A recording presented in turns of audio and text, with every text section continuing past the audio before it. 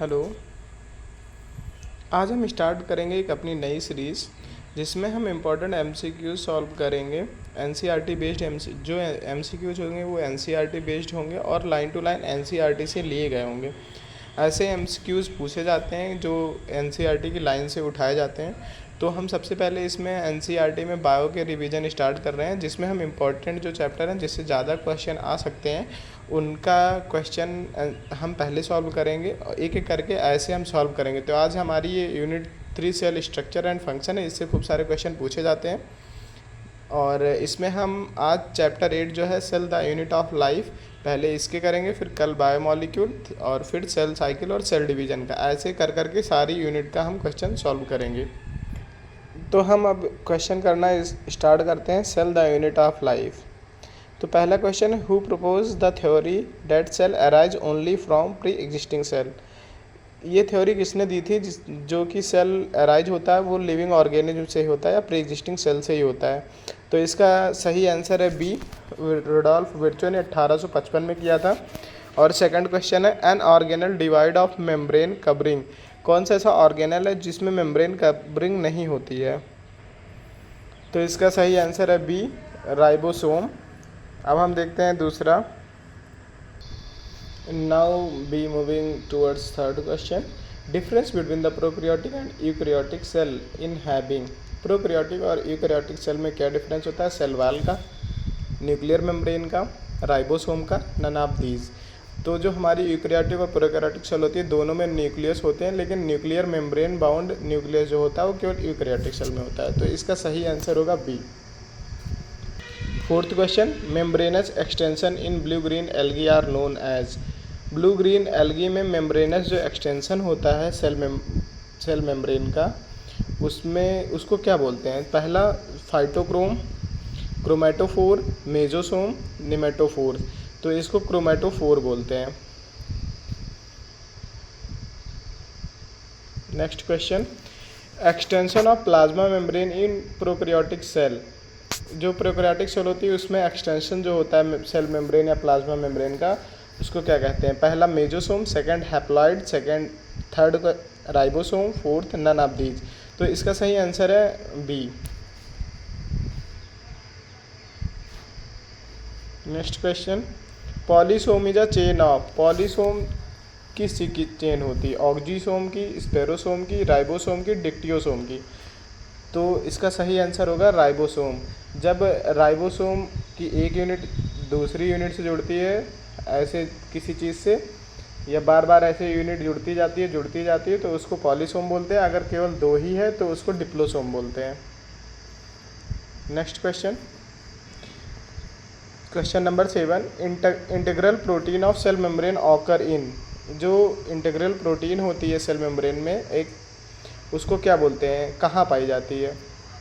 First inner surface पे, second outer surface पे, third phospholipid matrix में, या इनर एंड आउटर सरफेस पे। तो इसका सही आंसर होगा सी, फॉस्फोलिपिड मैट्रिक्स में। जैसे जो इंटीग्रल प्रोटीन होती है और एक एक्सटर्नल प्रोटीन होती है। इंटीग्रल प्रोटीन जो होती है फॉस्फोलिपिड के लेयर के बीच में होती है और एक्सटर्नल जो होती है वो बाहर होती है। उसको एक्सटर्नल और इंटरनल दोनों बोलते हैं। ठीक, moving towards next question, active transport occurs bio membrane involve. Active transport जो होता है बायो मेम्ब्रेन के, वो क्या करता है? Production of ATP, requirement of energy, production of toxin, release of energy. तो इसका सही आंसर होगा B, requirement of energy. ATP का जो एक्टिव ट्रांसपोर्ट होता है सोडियम पोटेशियम पंप, उसमें एक एटीपी यूज होती है। Next question, the membrane of erythrocyte has approximate percentage of protein and lipid. तो जो वो सेल मेम्ब्रेन की, मतलब जब सेल मेम्ब्रेन की स्टडी की गई आरबीसी में, तो उसमें प्रोटीन और फॉस्फोलिपिड का परसेंटेज निकला था, वो क्या था?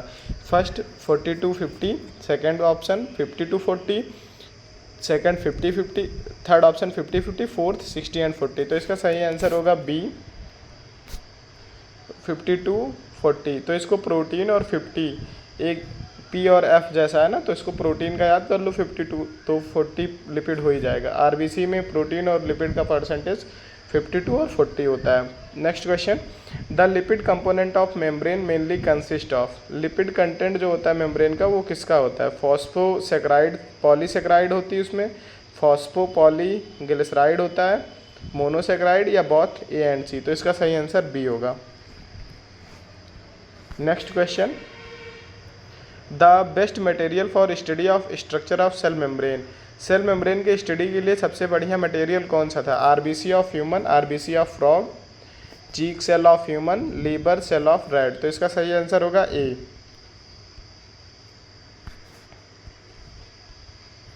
Next question, in which of the following the cells are held together by a C calcium pectate layer. किस इसमें से कौन से में से जो सेल्स होती हैं वो कैल्शियम पेक्टेट लेयर से होती हैं? Primary cell wall, secondary cell wall, middle lamella, tertiary cell wall. तो इसका सही आंसर होगा C, middle lamella. Next question, which one of the following structure between two adjacent cell is effective transport pathway. दो cell के बीच में जो transport होता है मटेरियल का वो किस स्ट्रक्चर के द्वारा होता है? पहला plasmodesmata, second plastoquinones, third option ER और फोर्थ ऑप्शन प्लाज्मा लेमा। तो इसका सही आंसर होगा first plasmodesmata. Which of the following will determine the shape of cell and provide a strong structural support to prevent the bacterium from bursting and collapsing. इसमें से कौन सा structure है जो सेल को मजबूती देता है और उसको ब्रस्ट और कोलैप्स होने से बचाता है? First plasmid, second option cell wall, third mesosome, fourth option cell membrane. तो इसका सही आंसर होगा सेल वॉल। जब सेल वॉल का फंक्शन पढ़ा होगा तो उसमें ये चीज़ें पढ़ा होगा कि सेल वॉल जो होती है वो सेल को मैकेनिकल सपोर्ट देती है और प्रिवेंट करती है कोलैप्स और ब्रस्ट होने से। Next question, which one of the following is not considered as part of the endomembranous system. इसमें से एंडोमेम्ब्रेनस सिस्टम का कौन सा पार्ट नहीं है? First option Golgi complex, second peroxisome, third vacuole और फोर्थ ऑप्शन लाइजोसोम। तो इसका सही आंसर होगा B, peroxisome. Question number 16, function of RER rough endoplasmic reticulum का फंक्शन क्या है? First option autolysis, second protein synthesis, third option lipid synthesis, fourth option carbohydrate synthesis. तो इसका सही आंसर होगा B, protein synthesis. Next question, which of the following cell organelle were discovered after the introduction of electron microscope. Electron microscope के बाद कौन सा cell organelle discover किया गया था? First mitochondria, second ER, fourth ribosome और जो fourth option both B and C. तो इसका सही आंसर होगा D, both B and C. Question number 18, dash is the important site for formation of glycoprotein and glycolipid. Protein और lipid जो था वो ER में बन रहा था, SER और RER में, और जो ग्लाइकोलिपिड है वो किस में बनता है? First option SER, second lysosome, third option Golgi apparatus, fourth mitochondria. तो इसका सही आंसर होगा C, Golgi apparatus. Next question, Golgi apparatus is concerned with.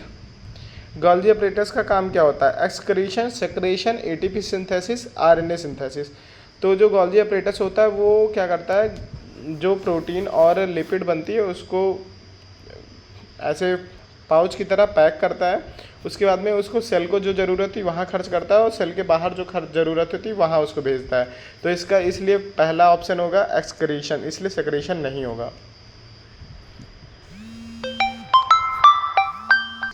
अब दूसरा क्वेश्चन देखते हैं, लाइजोसोम कंटेन। लाइजोसोम में क्या होता है? Carbohydrate, hormones, nucleic acid, hydrolases. तो इसका सही आंसर होगा hydrolases. Next question,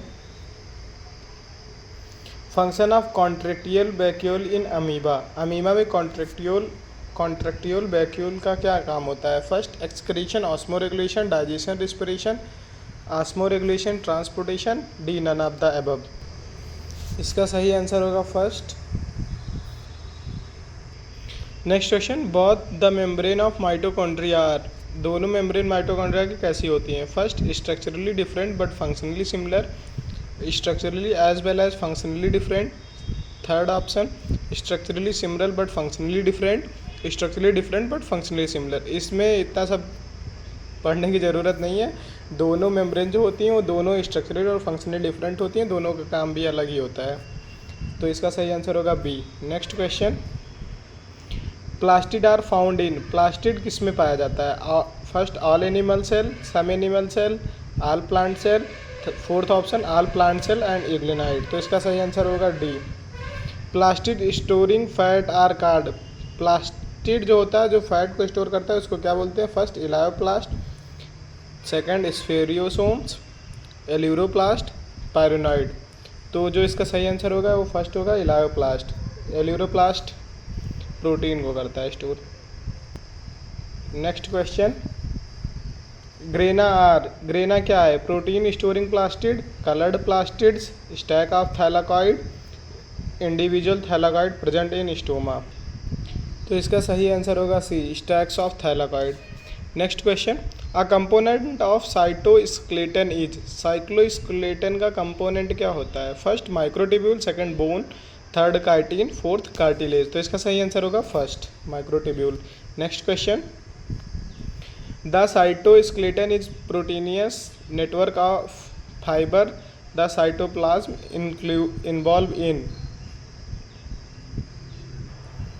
cytoskeleton proteinaceous network होता है फाइबर का, वो क्या करता है? First mechanical support, third motility, maintenance of cell shape. तो इसका सही आंसर होगा D, all of the above.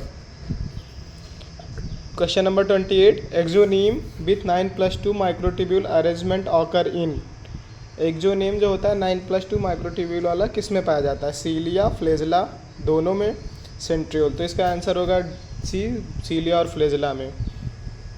Next question, prokaryotic and eukaryotic flagella differ in, prokaryotic और यूकैरियोटिक फ्लैजेला में डिफरेंस होता है किस चीज़ का?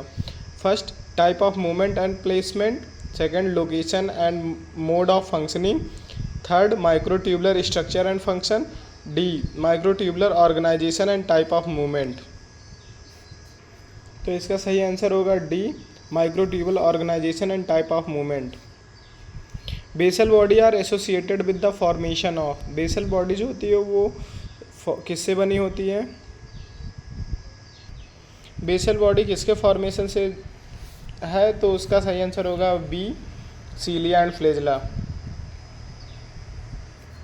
ऐसे ही सारे इंपॉर्टेंट जो चैप्टर हैं उनके हम रिवीजन एक तरह से कह सकते हैं रिवीजन कर रहे हैं, क्योंकि जो ये क्वेश्चन है एनसीईआरटी के लाइन से ही फ्रेम किए हुए हैं, तो इससे हमारा रिवीजन भी हो जाएगा और इम्पॉर्टेंट क्वेश्चंस भी सॉल्व होते रहेंगे। Thank you.